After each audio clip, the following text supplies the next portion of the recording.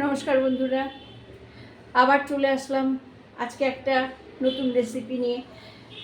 এই রেসিপিটা গরমের জন্য আমের টক, হ্যাঁ, বা আমের চাটনি খাওয়া এখনকার সময় খুবই ভালো, তাই না? এত গরম পড়েছে, রান্নাবান্না তো কিছু করতে পারছি না, মুখের তো রুচি আসে না। তো আজকে আমি একটা আমার ছাদ বাগানের গাছের ওই আম আমি কেটে চাটনি করছি। হ্যাঁ, চাটনি করতে গেলে কি মশলা রাখছে সেটা দেখাচ্ছি, এবার আমটা কিভাবে কেটেছি সেটা দেখাচ্ছি, বা আম কী করে করছি সেটা দেখাচ্ছি। হ্যাঁ, দেখুন, এটা এইটা হচ্ছে পাঁচফোড়ন, সর্ষে, আর এটা শুকনো লঙ্কা। হ্যাঁ, এটা আমি এখন একটু চাটুতে গরম করে আমি মশলাটা করে নেব। আরেকটা উনুনে দেখুন আমি কড়াই বসিয়ে দিলাম।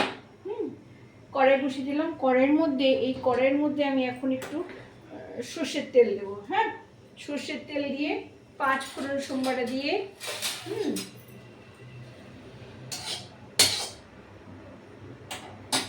আমি এই যে আমের চাটনিটার মশলা দেব।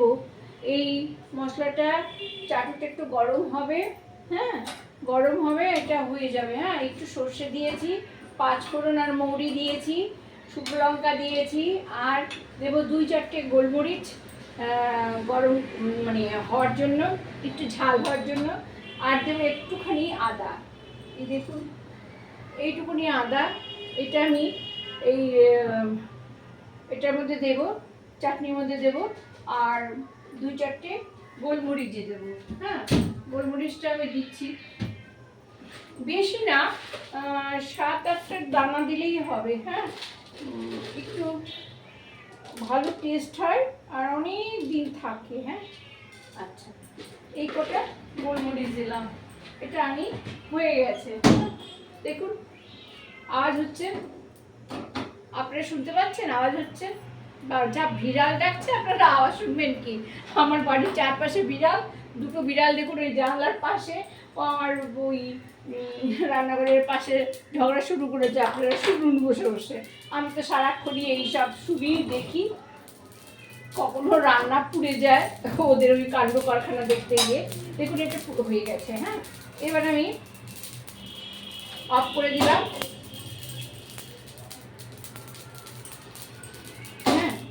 আর এই কড়াইটা গরম হয়ে গেছে, এবার 1 চামচ তেল দিলাম। হ্যাঁ, আচ্ছা, 1 চামচ তেল দিয়ে এর মধ্যে পাঁচফোড়ন সোমবারা দিলাম। আচ্ছা, পাঁচফোড়ন সোমবারা দিয়ে আমি কি করব দেখুন, এই যে গাছের আম কেটে রেখেছি, দেখুন লম্বা লম্বা করে, চোকলাটা দেখেছেন তো, খুব সামান্য ফেলেছি। হ্যাঁ, আমার রান্নাঘরে অনেক জায়গার অভাব বলে আমি আম কেটে আপনাদের দেখাতে পারছি। আম তো সবাই কাটতে পারে, তাই না? এখনো গাছের আম যে হয়েছে, আমের এত বড় আমটার মধ্যে আঠি হয়নি, ছোট বড় মিলিয়েই দিয়েছি। হ্যাঁ, এখন আমি লবণ হলুদ দিয়ে একটু ভাজা ভাজা করবো। দেখুন, তার আগে আমি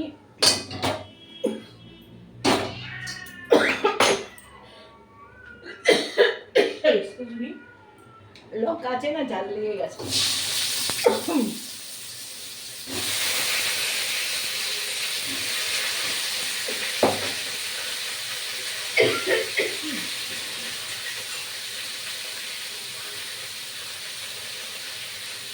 দেখুন, এর মধ্যে 1 চামচ নুন দিয়ে দিলাম,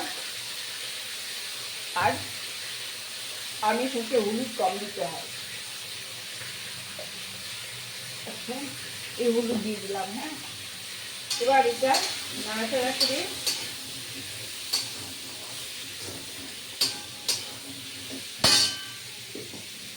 জল দিয়ে দেবো। হ্যাঁ, ঠিক 1 গ্লাস মতো জল দিয়ে দিলাম। হ্যাঁ, এখন আমটা সেদ্ধ হবে। হ্যাঁ, তার জন্য আমি ঢেকে দেবো। হ্যাঁ, আর এই যে মশলা দেখছেন, এই মশলাটা আমি এবার এটার মধ্যে করে নেব। হ্যাঁ,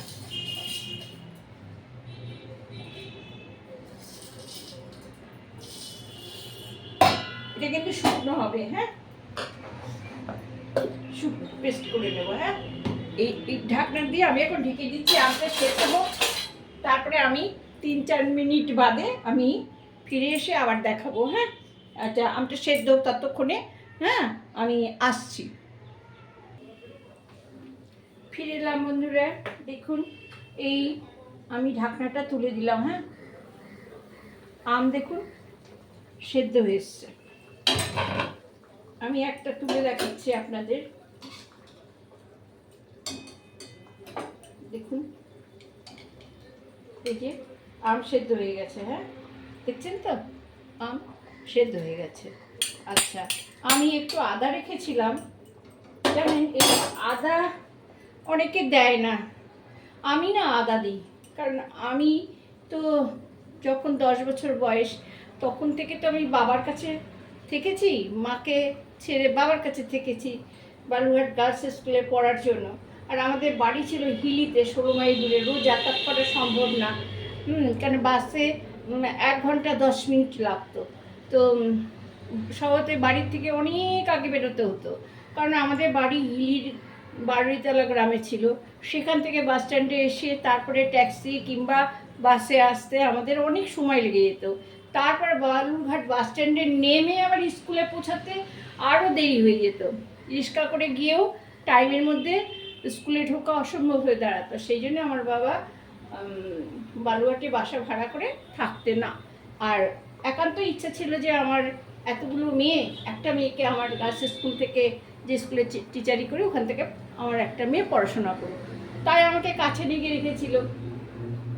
তা আমি যখন 10 বছর বয়স তখন তো বাবার কাছে থেকেছি, তা আমি তো রান্নাবান্না কিছু জানতাম না। বাবাকে দেখতাম সমস্ত তরকারি, আমার বাবা রান্না জানতো, সমস্ত তরকারির ভেতরে আদা দিত। আদা ছাড়া বাবা রান্নাই হতো না। চায়ে আদা, হ্যাঁ, ডালে আদা, ঝোলে আদা, সব কিছুতে আদা দিত। তা আদাটা আমি খুব ছোটোর থেকেই পছন্দ করতাম, আমার খাওয়াও শিখে গেছি। চাটনিতেও বাবা আদা দিত, তাই আমি এই দেখুন বেশি না, কিন্তু একটু ছোট্ট একটা টুকরো বেটে এর মধ্যে দিয়ে দিলাম, দেখবেন টেস্ট সত্যিই ভালো লাগে। আচ্ছা, এই চাটনিটার ভিতরে এটা হয়ে গেল। এবার আমি দিয়ে দেবো, দেখুন আম সেদ্ধ হয়ে গেছে, অতএব আমার আর দেরি করা ঠিক না। এবার আমাকে কি দিতে হবে, চিনি দিতে হবে। আম যেহেতু এখনকার আম টক আছে, সেই জন্য আমি এখানে 1 হাতা 1.5 হাতা মতো চিনি দিলাম, এতেই হয়ে যাবে। হ্যাঁ, এটা এখন সেদ্ধ হবে। হ্যাঁ, আর এই যে এরকমই কালার হবে। এইবার আমি এই আমটা আর একটু সেদ্ধ হলে, আর একটু মাখা মাখা হলে 2-1টা আমি গালিয়ে দেবো। মাখা মাখা হলে এই যে মশলা আমি ভেজেছিলাম, সেই মশলাটা আমি এখন এখানে বেটে দিচ্ছি। হ্যাঁ, দেখুন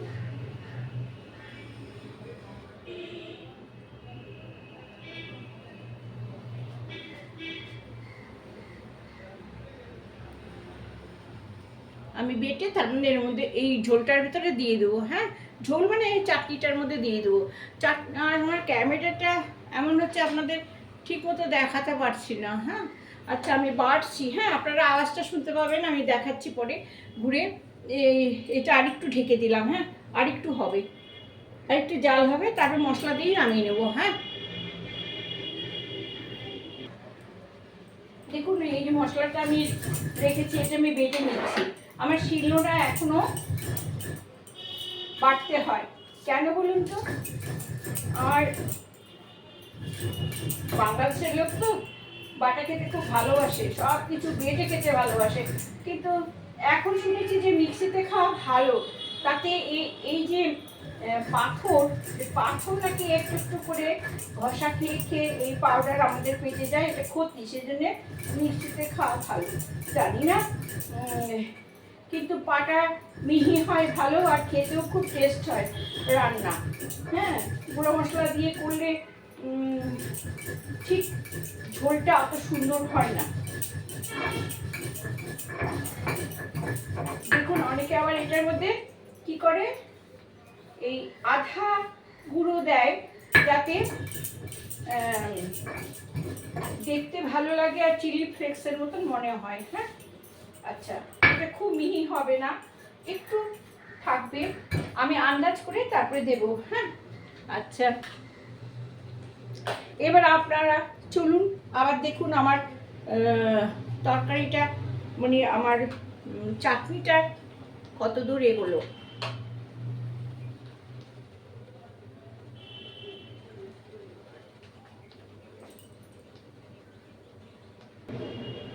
এবার আমি খুলে দিলাম, চলে আসলাম, দেখুন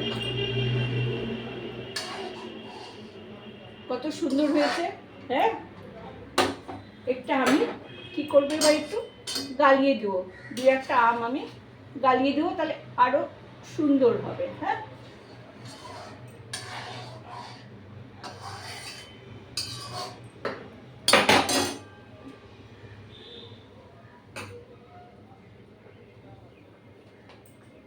এবার এই মশলাটা আমি তুলে দিলাম।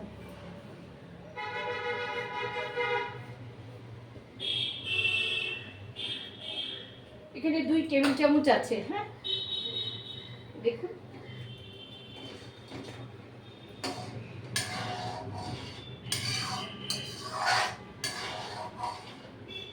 এবার একটু ফুটবে। হ্যাঁ,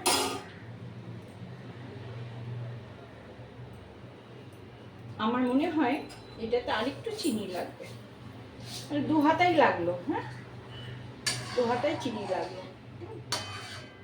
আচ্ছা, এবার ফুটুক, আরেকটু ফুটবে মশলা দিয়ে, তারপরে এটা আমি বেড়ে দেখাবো। হ্যাঁ বন্ধুরা, দেখুন এবার কমপ্লিট হয়ে গেল এই রান্নাটা। কি হলো দেখুন, এবার দেবো আমি একটুখানি বিট নুন।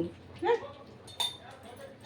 বিট নুন দেওয়ার জন্য নুনটা কিন্তু একটু কম দিয়েছিলাম আগে। হ্যাঁ, আপনারাও কম দেবেন। আর এই দেখুন আমার গাছের এটা কাজগি লেবু। কাজগি লেবু, এটা এই অর্ধেক মতন একটু রস চিপে দিয়ে দিলাম। হ্যাঁ, দেখুন গাছের রস, মানে গাছের লেবুর রস খুব সুস্বাদু। এটা এই যে চিনি দিয়েছি, যদি অনেকে চিনি কম খায়, সেটা ভালো তো লাগবেই, আরেকটা জিনিস লাগবে, হলো সেটা একটু কাঁচের মতন চকচক করবে। এই চাটনিটা কাঁচের মতো চকচক করবে, কারণ এই চাটনিটা যখন আপনারা খাবেন তখন চিটচিট করবে না। হ্যাঁ, খুব টেস্ট হবে। এরকমভাবে আপনারা করবেন, আমি যেভাবে চাটনিটা করলাম আপনারাও এইভাবে করে খাবেন, দেখবেন খুব ভালো লাগবে। হ্যাঁ, আমি কাজগি লেবু বাড়িতে যদি না থাকে তাহলে পাতি লেবুই দেবেন, পাতি লেবু যদি না থাকে গন্ধ লেবুই দেবেন। হ্যাঁ, একটা লেবু দিলেই হলো। আমার হয়ে গেছে, আমি গ্যাস অফ করে দিলাম, আর আমি সার্ভ করে দেখাচ্ছি। দেখুন এই যে এটা কিন্তু জমে যাবে। হ্যাঁ, দেখুন কেমন হয়েছে, সুন্দর হয়েছে না? আমটা দেখেছেন কেমন সুন্দর, দেখেছেন? মশলা দিয়ে এরকম করে আপনারা চাটনি, অনুষ্ঠান বাড়ির মতন একদম চাটনি। হ্যাঁ, আমি তো বলবো অনুষ্ঠান বাড়ির থেকেও ভালো হয়েছে, কারণ একটাই বাড়ির যে জিনিসটা দিয়ে করা হয়, অনুষ্ঠান বাড়িতে কি এত যত্ন করে করবে? দেখুন আমার এটা অপূর্ব স্বাদ হবে, আপনারা এইভাবে চাটনি করে খাবেন। হ্যাঁ বন্ধুরা, যদি আমার এই রেসিপিটা ভালো লাগে তা কাইন্ডলি একটা সাবস্ক্রাইব করে দেবেন, লাইক কমেন্ট শেয়ার করবেন। আমি রান্না করি আপনারা দেখতে পান, আপনাদেরকে তো আমি দেখতে পাই না, তো আপনারা যে কমেন্ট করেন ওই কমেন্টগুলো, একটা কমেন্ট আমাকে খুব অনুপ্রেরণা দেয়। হ্যাঁ, ভালো লাগলে ভালো বলার অধিকার আছে, খারাপ লাগলে খারাপ বলারও অধিকার আছে। আমি স্বীকার করি আমি গুছিয়ে করতে পারি না, কিন্তু আপনাদের ভালোবাসায় কিন্তু অনেক দূর আমি এগিয়ে যাচ্ছি। হ্যাঁ, যারা স্কিপ করে যাননি, যারা দেখেছেন, যারা না দেখে চলে গেছেন, তাদেরকে সবাইকে আমি বলছি, অনুরোধ করছি অন্তত আমার একটা রান্না আপনারা করবেন এবং বাড়িতে তৈরি করে খাবেন, দেখবেন পরম তৃপ্তি পাবেন। আসছি ভাই, নমস্কার, দুপুরবেলা, হ্যাঁ আসছি।